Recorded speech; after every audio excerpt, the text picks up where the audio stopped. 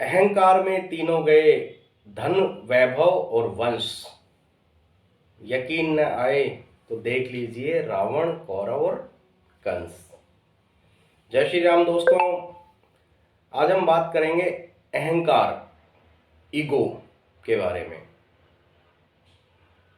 संत कालिदास जी थे, सरस्वती जी की असीम कृपा थी उनके ऊपर। पद, मान, प्रतिष्ठा सब मिला हुआ था। इसके बावजूद कालिदास जी को एक बार अहंकार हो गया। और एक बार कालिदास जी कहीं जा रहे थे, रास्ते में उनको प्यास लगी, एक बुढ़िया दिखाई दी। बुढ़िया माई से बोले कि माँ, मुझे पानी की प्यास लगी, आप पानी पिला दीजिए। माई ने बोला कि मैं तुम्हें पहचानती नहीं हूँ, तुम अपना परिचय दो तो मैं पानी पिला देती हूँ। अब कालिदास जी के मन में अहंकार का भाव उत्पन्न हो गया कि मैं इतना बड़ा संत हूँ, ये मेरा मान है, सम्मान है, और ये मुझे पहचान नहीं पा रही। फिर कालिदास जी ने बोला कि माँ, मैं तो पथिक हूँ, राहगीर हूँ, जाने वाला। बुढ़िया माई बोली, नहीं, तुम राहगीर तो हो ही नहीं सकते। राहगीर तो इस दुनिया में दो ही हैं, पथिक तो दो ही हैं, सूर्य और चंद्रमा। वो कभी रुकते नहीं हैं, हमेशा चलते रहते हैं। तुम और कोई हो, सही बताओ।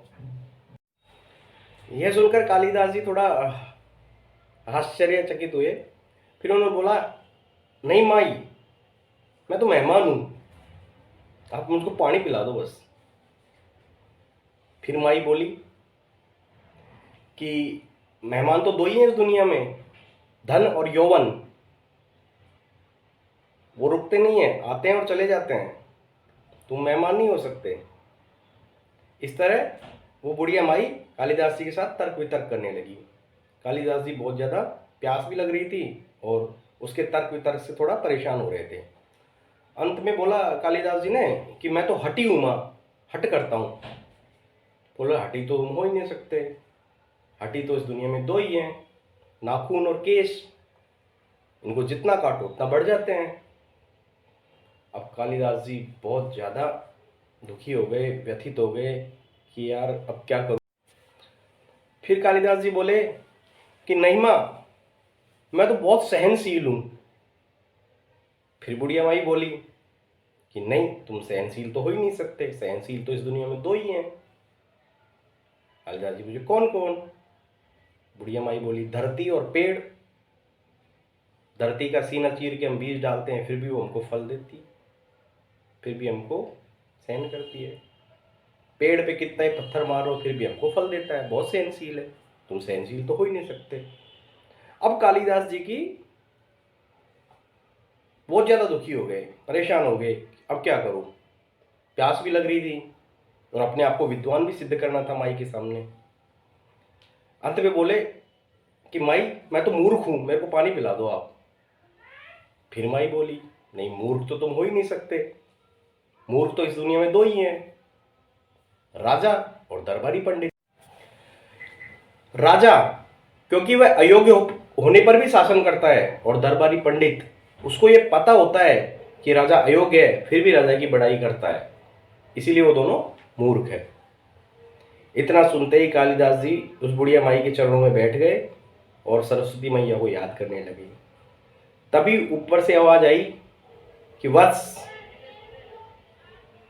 तुम अपने ज्ञान के अहंकार में, जो तुमको पद, मान, सम्मान मिला है, उसके अहंकार में चूर हो गए और उसको अपनी उपलब्धि मान लिया और अहंकार कर बैठे। इसीलिए तुम्हारी आंखें खोलने के लिए मुझे आना पड़ा वत्स। और यह देखकर कालिदास जी ने ऊपर देखा तो साक्षात माँ सरस्वती जी उनकी आंखें खोलने के लिए माँ बुढ़िया का रूप रख के आई थी। कालिदास जी माँ के सामने नतमस्तक हो गए और बोले, माँ, मेरे से गलती हो गई, मुझे माफ़ करो।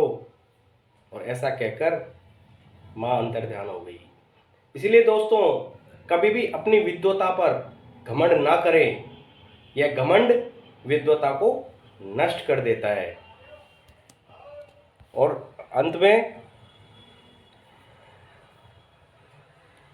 अपने किरदार का किराएदार कभी गुरूर को मत बनाना।